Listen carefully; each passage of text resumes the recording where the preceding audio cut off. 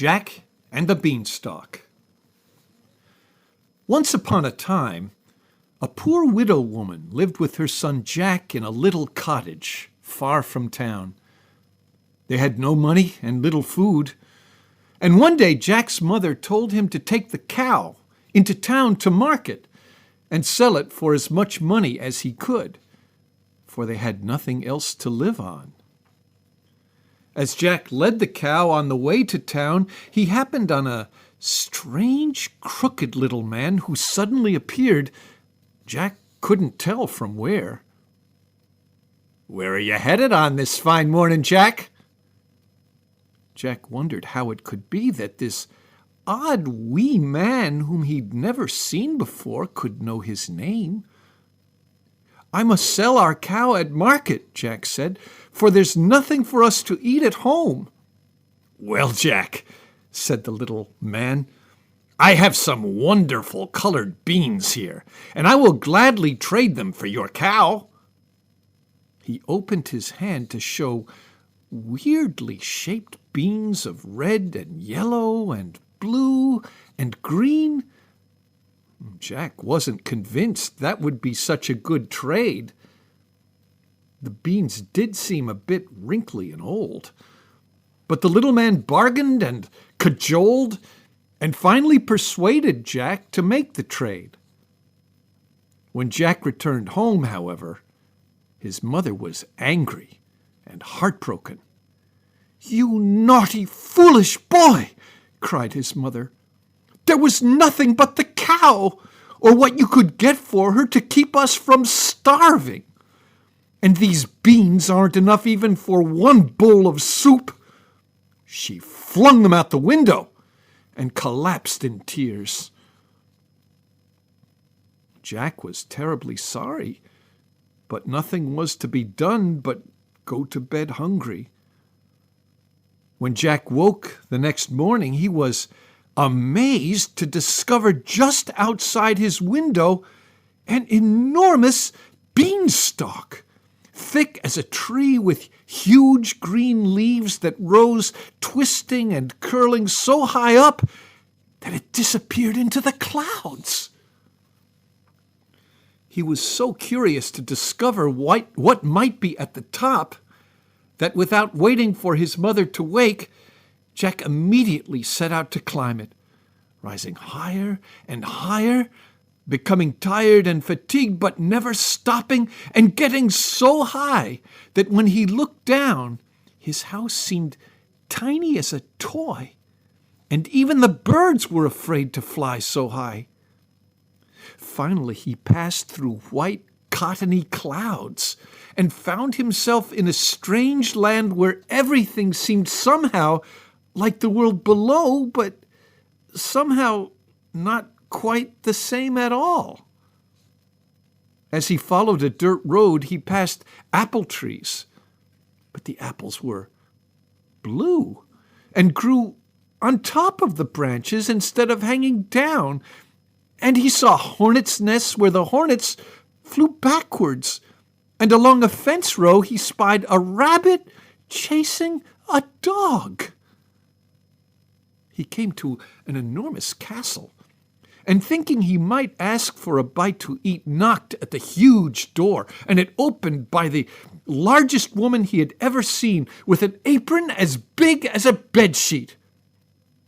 "Please, ma'am," said Jack, "I'm awfully hungry. Could you please spare a poor boy a bit of bread and milk?" "Goodness gracious," said she, and she told him that her husband was an enormous, foul-tempered giant, much, much bigger than she, and there's nothing he liked less than visitors, and that Jack must be extremely careful. "If my husband sees you," the woman said, "instead of eating breakfast, you'll be breakfast yourself, for there's nothing he likes better than a broiled boy on toast." She was a kind woman, though terribly afraid of her husband, and hid him under a stool, which was so tall Jack couldn't have jumped and touched the underside. She gave Jack a nice cinnamon roll and some milk to drink, but begged him not to make the slightest sound. Jack had barely finished the roll when the floor began to tremble, and he heard the heavy tramp, tramp of some enormous boots. He peeked out and saw a boot larger than any carriage he'd ever seen, then tipped his head back and saw 3 cows dangling from a giant belt. A huge hand plucked them from the belt and flung them down by the fireplace. "I'm hungry, woman. Grill these for my breakfast." Then he stuck his nose in the air, poking high as a church steeple, and sniffed, and then a huge mouth opened in the whiskers of his beard and roared out, "Fee, fi, fo, fum! I smell the blood of an Englishman. Be he live or be he dead, I'll grind his bones to make my bread." "Nonsense, dear," said his wife. "Perhaps you only smell the boy that looked after the cows. Have a rest by the fire, and I'll fix your breakfast." When the giant left, his wife told Jack to be quiet as a mouse, for after the giant ate his meal he liked to take a nap, and then Jack might safely sneak away. Soon the giant had gobbled down his breakfast, but instead of napping right away, he pulled out a sack of golden coins. Though his fingers were so big and clumsy, he could only count the coins by moving them very slowly with the sharp point of one fingernail. A few moments later, the giant began to snore with a sound louder than thunder in the most rambunctious storm. "Run away now," said the woman, "before he wakes." She cracked open the door for Jack and turned away to wash her dishes. When her back was turned, Jack scampered into the giant's room, shinnied up the leg of a chair, climbed up the chair's ladder back, and hopped onto the table where he scooped up the bag of gold. It had looked tiny in the giant's fingers, but when Jack slung it over and tied it with a string, it was heavier than the heaviest backpack.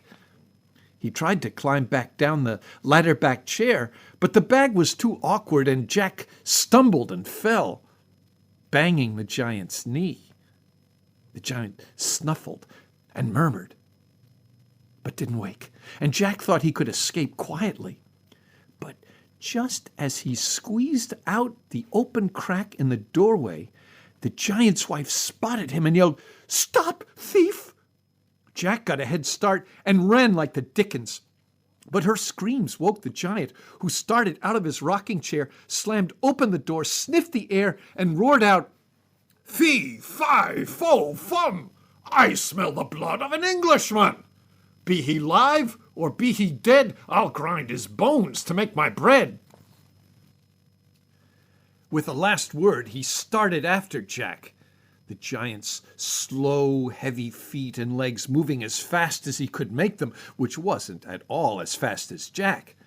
But the giant's steps were so enormous that Jack couldn't take an easy breath till he had leaped onto the beanstalk and climbed down far enough to feel safe. After many hours of climbing, when he got home, his mother was delighted to see him and hugged him tight and smothered him with kisses, and was more than happy to see his bag of gold coins. Life was easy and pleasant for Jack and his mother now. But after a while he got bored and thought he'd try his luck again with the giant. Without a word to his mother, one morning he again climbed up the beanstalk, a little more quickly at first because of the excitement, but perhaps a little more slowly at the end when he began to remember how frightening the giant was. Jack raced along the dirt road to the giant's castle this time, but decided not to ask the giant's wife for breakfast. The kitchen door was shut tight, so Jack looked around and spotted a window cracked open, and right beside it a tall hollyhock flower. Jack carefully climbed up the hollyhock stalk, leaf after leaf, until he reached the open window and peeked through.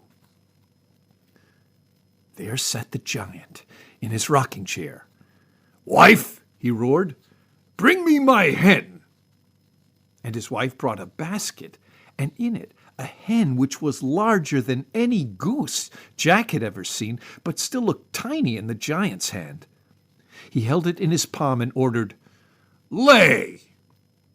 And in just a few seconds out rolled an egg bigger than Jack's two fists held together, an egg of pure gold. Every time the giant ordered, "Lay!" out tumbled another egg. Then suddenly the giant's head tipped back, and he sniffed the air with his nose, taller than a church steeple, and suddenly roared out, "Fee, fi, fo, fum! I smell the blood of an Englishman.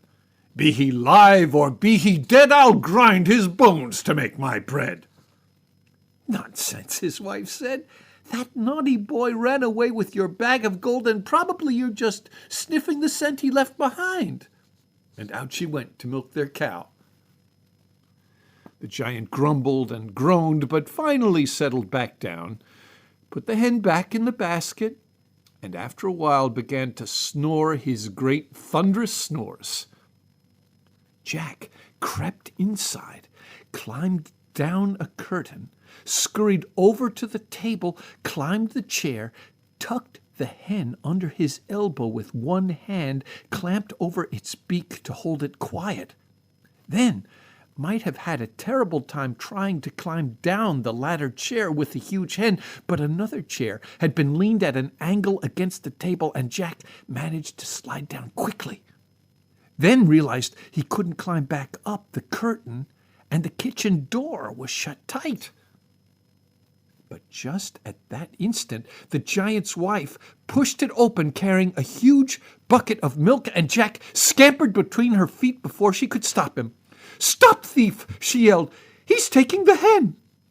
The giant stopped in mid-snore, leapt from his rocking chair, and started after Jack, but tumbled into his wife, spilled the milk, slipped and banged his knee, or he might surely have caught Jack.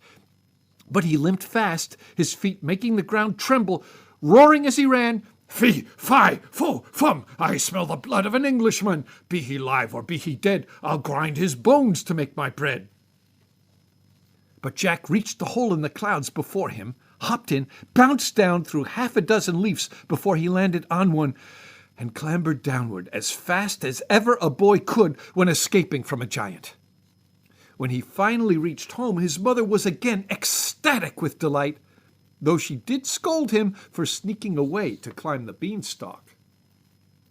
She forgot to scold him for a moment, however, when Jack called out, "Lay!" and the hen squatted and popped out a huge egg of pure gold. Her mouth dropped open, her eyes widened, she gasped and gave Jack such a hug as he never forgot.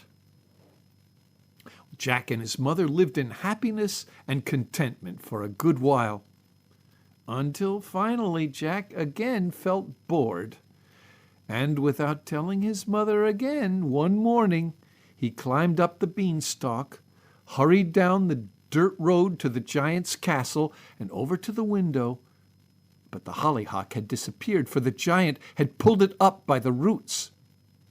Jack looked and looked for a way in, and was about to give up when he noticed a large mouse, almost as big as he himself, scamper through a hole and into the house. Jack followed the mouse, and once inside found himself not far from the giant's rocking chair. And just then the giant called out, "Wife, bring me my harp." Only a moment later, in came his wife, carrying a beautiful golden harp with a woman's head shaped at the top. No sooner had she set it on the table than the giant called out, "Play!" And Jack began to hear the most soothing and charming music he'd ever heard in all his life.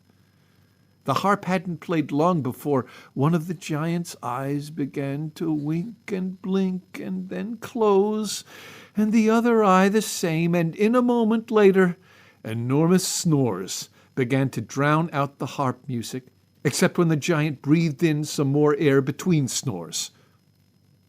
Jack couldn't climb up the ladder-back chair, for the giant had slung his coat over it, But Jack found a way to climb up using buttonholes to brace his feet in and threads to grab and pull himself up. Once he reached the tabletop, Jack hurried over to the golden harp. But before he could tuck it under his elbow and clamp a hand over the woman's face, the harp screamed out, "Master! Master!" Jack nearly froze with fright and would have scampered back down the coat, but saw the giant's walking stick leaned against the rocking chair and shinnied down it in the blink of an eye. The giant's snores had drowned out the harp's cries, but in the silence between snores, the harp's sharp shouts echoed in his ear, and the giant began to stir and sniff, and his eyes popped open, and his terrible voice cried out, "Fee, fi, fo, fum!" Jack didn't tarry, but raced away as fast as he could, slowed by the bulky harp. "I smell the blood of an Englishman!" Jack managed to reach the kitchen without being spotted. "Be he live, or be he dead?" But the door was shut, and Jack was trapped, and the giant lumbered into the kitchen, roaring louder than ever, "I'll grind his bones to make my bread!" "Where is he?" the wife shouted. "Where?" jerking open the door from outside. And Jack squeezed past her just as the giant's massive hand swiped just behind him, and a swoosh of air pushed Jack ahead just barely enough not to be caught. And away he raced down the path toward the beanstalk, faster than he'd ever run in his life, the ground rumbling behind him with a thunderous stomp of the giant's boots as he tried to catch up to Jack, his huge feet and heavy legs moving more slowly than Jack's, but covering ever so much more ground, the feet landing thump and thump behind him. And Jack just barely made it to the hole in the clouds and hurled himself down just as the giant's hand swept where his head had been. And at first Jack felt safe clambering down the beanstalk leaves.